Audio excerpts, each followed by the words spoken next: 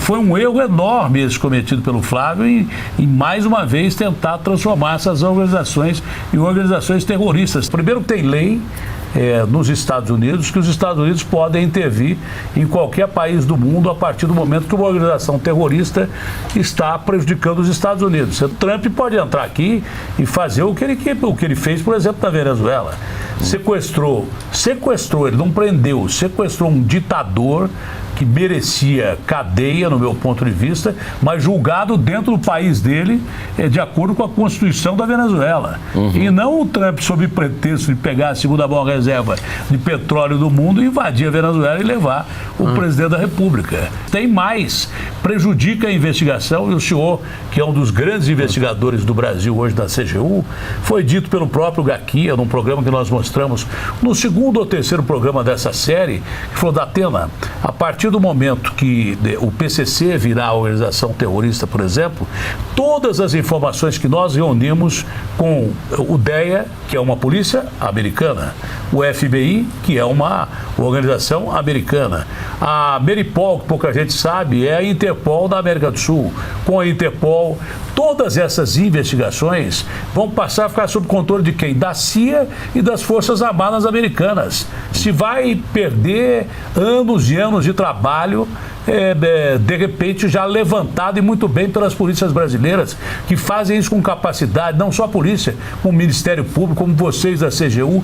Isso vai se perder no tempo, é um desserviço. Se eu pegar o caso do Banco Master, ele começou agora? Não. Quem que autorizou o Banco Master a existir? Quem que autorizou o Daniel Vorcaro a adquirir o Banco Master, mudar de nome, inclusive, para Banco Master? Quando que isso começou? Né? Isso não foi agora. O caso do INSS, que você mencionou agora há pouco, a própria CPI, que era controlada pela oposição, diagnosticou que os problemas do INSS começaram pelo menos desde 2019. E por que, inclusive quando eu estive na CPI, eu fiz questão de deixar isso claro para os parlamentares que me questionaram. Falei, bom, vocês estão questionando quem investigou, o senhor quem descobriu. Apareceu com protagonismo, sem querer ser protagonista, mas porque foi provocado a ser protagonista, se não me engano, pelo ex-juiz Sérgio Moro, não é isso? Pois ele me inquiriu no sentido de dizer que nós tínhamos demorado para investigar, nós não estávamos fazendo o nosso trabalho, e eu respondi para ele, falei, bom, você está questionando quem investigou, quem descobriu, quem está responsabilizando. O senhor, quando ministro da Justiça, recebeu denúncia sobre isso. Não é que ele não viu, ele recebeu denúncia, mandou investigar. Mandou responsabilizar? Não mandou. Ressarciu os aposentados que estavam sendo vítimas daquela fraude? Também não.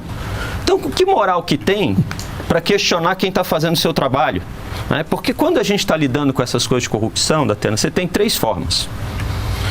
A primeira é você fingir que não viu e torcer para ninguém ver. E passar batido. A segunda é você fazer alguma mudança burocrática, de procedimento, para estancar a sangria, mas deixar o passado para trás. Né? E a terceira é você investigar, é você punir, é você responsabilizar e você ressarcir. E foi isso que nós fizemos. Na época o Moro fez as duas primeiras. Esqueceu de fazer a última. É ele que tem que explicar por que ele não fez o que tinha que ser feito. Né? No escândalo do INSS, como é que vocês chegaram a descobrir o que estava acontecendo? Quem é que bateu no escândalo do INSS, que é uma coisa de 100 bilhões, e como é que ninguém viu isso antes? Faltou interesse de investigação, faltava informação, enfim. Por que demorou-se tanto para descobrir um escândalo de 100 bilhões? Aqui é até importante a gente, nessa questão dos números, né? O INSS tem várias discussões sobre o INSS. Tem a questão do crédito consignado, que é algo que os aposentados recebem, podem fazer empréstimos e descontar na folha de pagamento. E você teve essa questão do desconto associativo, né? Das associações que filiavam aposentados sem a sua autorização e descontavam R$50 aqui, R$50 ali e tal.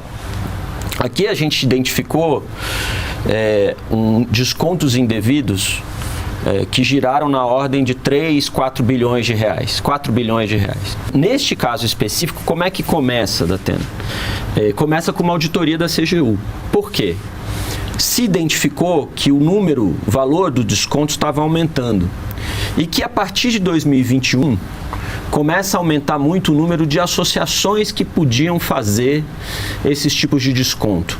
O que era estranho, né? Porque de repente você tem ali 4, 5, 6 sindicatos que historicamente fazem desconto. Você é jornalista, você pode ir lá e autorizar que o sindicato do jornalista te desconte no seu contra-cheque todo mês R$50, que é a sua mensalidade. E tudo bem. Só que começou a aumentar muito o número de associações. Essa dificuldade, onde você mistura o legal com o ilegal. E aí você começa a aumentar muito o número de associações, aumentar muito o número de descontos, e aí o pessoal começa a falar, por que essa explosão de número de associações? De quanto foi que vocês perceberam? Aí, isso estava começando lá já com muita força a partir de 2021, ou seja, no governo anterior. Em 23 nós chegamos, identificamos esse aumento e começamos uma auditoria. Porque você precisa investigar se aquilo é um problema ou não, né? Não pode presumir que aquilo é fraude, você tem que investigar. E aí foram feitas auditorias. Na medida em que essas auditorias identificaram um risco de fraude razoável, se faz o quê? Aciona a Polícia Federal. A Polícia Federal começa uma investigação própria. E aí, em menos de 6 meses de investigação conjunta da Polícia Federal com a CGU, nós já estávamos pedindo autorização ao Judiciário para fazer as operações nessas entidades em que foram feitas, né? Então, assim, não foi uma investigação, quem entende de investigação criminal sabe que uma investigação que dura menos de um ano é uma investigação rápida. Você tem investigações que duram 2, 3 anos. E tudo que é muito rápido favorece quem está cometendo o crime. Agora sim, é verdade, as pessoas perguntam para mim, falam, Vinícius, mas o governo não demorou? Eu falo, o Estado brasileiro demorou. O Estado brasileiro demorou. Agora, não, eu vou além para dizer mais. O governo do presidente Lula agiu rápido. Eu vou além para dizer mais. Até que ponto organizações financeiras legais, bancos e grandes organizações financeiras não perceberam esse movimento antes? Deveriam ser os principais interessados. Se fala em Estado, se fala em governo, mas entidades particulares que não são parte do crime organizado, até que ponto poderiam ter identificado isso antes? O que aconteceu no caso do Banco Master, a gente vai falar depois. E o caso da Carbono Oculto, né? Enfim, que você teve na Faria Lima o centro de uma organização criminosa e que nós precisávamos melhorar a capacidade das instituições financeiras. Vamos separar aqui o joio do trigo para a gente não generalizar. Você tem as instituições financeiras hoje no Brasil, elas cumprem um papel imprescindível no combate à lavagem de dinheiro. Elas detectam muita coisa, sinalizam muitas coisas. Agora, você tem em qualquer mercado gente que, na verdade, monta um modelo de negócio para fraudar. Monta um fundo de investimento para fraudar. E aí não adianta você querer que esse cara seja sério, porque ele já nasce para não ser sério, né? O que aconteceu com as entidades, algumas dessas entidades do INSS foi isso. Não é que elas eram entidades sérias que cometeram erros. Algumas sim. Outras, essas que geraram o boom, o modelo de negócio era fraudulento. E aí não tem jeito. Aí é com investigação, detecção, melhora a capacidade de detecção. Você mencionou a questão da inteligência artificial. Hoje é uma ferramenta essencial. Nós desenvolvemos lá na CGU um programa de inteligência artificial chamado Alice, Análise de Licitação em Contratos. Ele já produziu, junto com os auditores da CGU, por meio da detecção que ele faz, uma economia, só no governo do presidente Lula, de 5 bilhões de reais. Aqui eu estou falando de economia mesmo, dinheiro que deixou de ser gasto, porque o programa vai lá, identifica um edital de licitação que está na rua, fala, esse edital, o auditor olha e fala, de fato esse edital aqui tem problema. Manda o gestor corrigir o edital, corrige o edital e gera economia. Aí você fala, de novo, mas no governo do presidente Bolsonaro gerou uma economia menor do que 2 bilhões de reais. Então no governo do presidente anterior, os editais tinham menos problema? Não. A diferença é que hoje nós usamos o Alice com muito mais intensidade, com muito mais escala. Nós distribuímos esse programa. Para investigar o que é criminoso ou não. Nós distribuímos esse programa para municípios e para estados. Eles estão fazendo isso. Então é óbvio que o valor que você vai economizar e os problemas que você vai identificar são maiores. Sabe Aumento da investigação, é isso. Eu faço uma analogia, é mais ou menos o seguinte, e aí pergunto para as pessoas em que cidade elas preferiam viver. Você tem uma cidade que o prefeito foi lá e falou assim: eu vou comprar um aparelho de ressonância magnética para examinar a população. E o outro prefeito da outra cidade fala: eu não vou comprar. Esse prefeito aqui examina a população e detecta que 10% da população tem um determinado câncer. Esse prefeito aqui, que não comprou a ressonância, fica falando o seguinte: na minha cidade não tem ninguém com câncer. Aí eu pergunto, vocês preferiam viver na cidade que o prefeito, por decreto, diz que as pessoas não têm câncer, mas não permite que se faça exames, ou na cidade que tem a ressonância, que você vai poder fazer o exame e saber se você tem câncer ou não? Hoje nós estamos examinando mais. Hoje o nosso governo comprou vários equipamentos de ressonância. Estou falando, obviamente, no sentido figurado, para que a gente consiga fazer essa investigação. A Alice, por ser inteligência artificial, ela já se desenvolveu em relação a combater o crime? Ela mesma se desenvolveu? Sim, ela na medida em que a gente vai utilizando cada vez mais, ela vai melhorando a sua capacidade de detectar risco. E aí aumenta a capacidade de filtrar, digamos assim, casos com riscos maiores, né? Ela acerta mais na identificação dos casos. E isso também faz com que esse aumento de números aconteça. E muitas vezes, Datena, não é um problema de corrupção. Às vezes é um edital mal feito.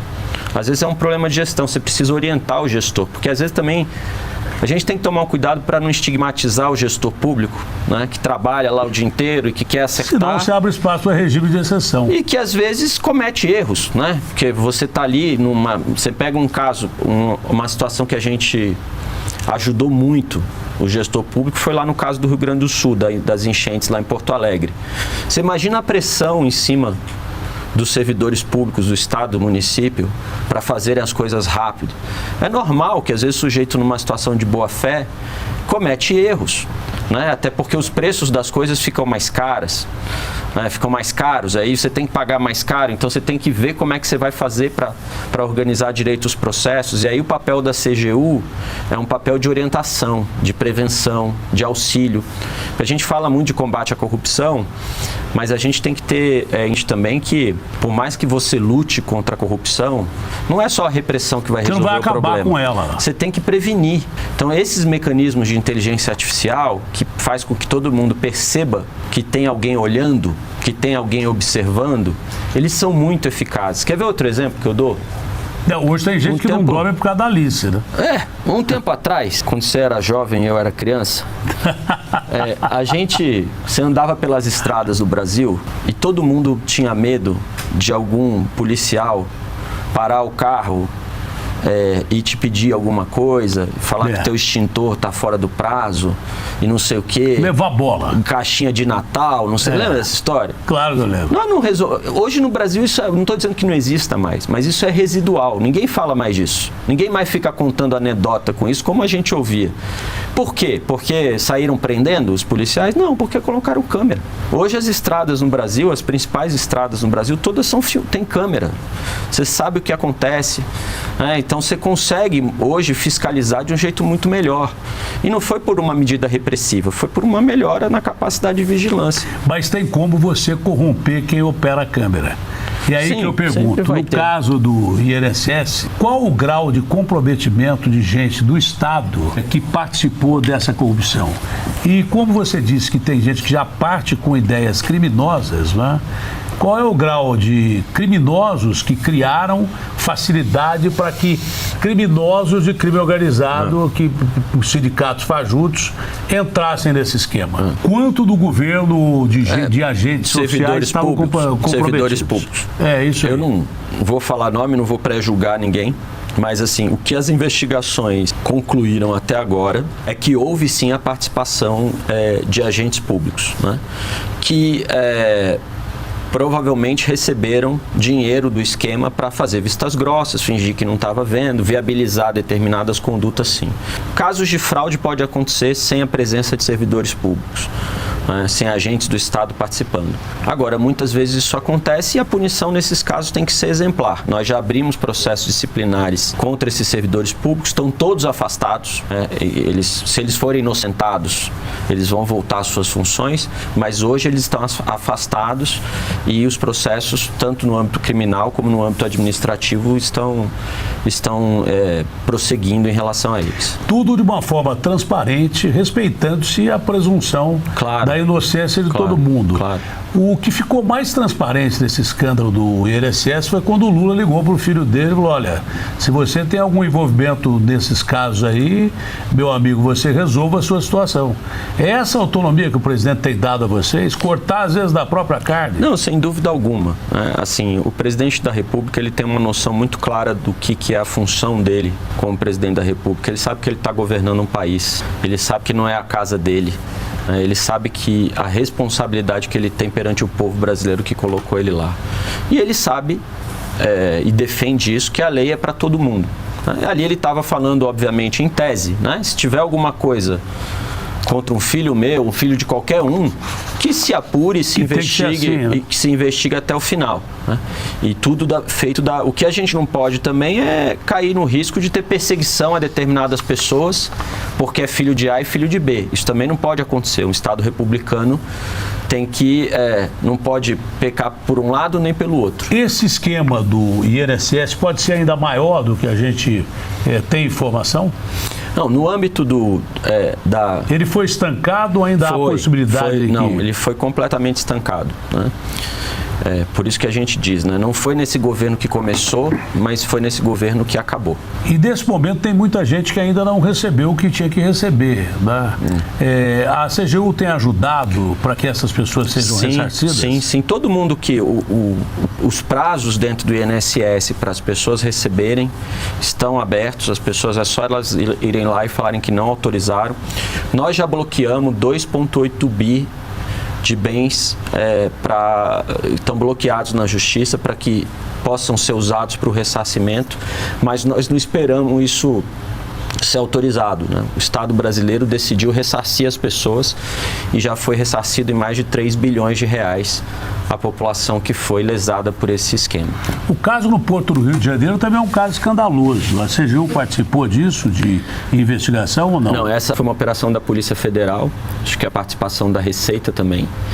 Acho não, a participação da Receita e da Polícia Federal, a CGU não teve, mas nesse tipo de caso, o que acontece? Se você tem a participação de algum servidor público, o que parece ser a situação, nós abrimos processo administrativo para que eles sejam expulsos do serviço. Do mesmo jeito que vocês ajudaram a Polícia Federal em outros casos, é reciprocidade. A Polícia Federal indica, olha, tem agentes aí que estão envolvidos nesse esquema de corrupção. Aí a CGU abre o processo administrativo, é o que cabe a ela. É isso. Papel de polícia quem tem papel de polícia, papel de justiça quem tem papel de justiça e tudo mais.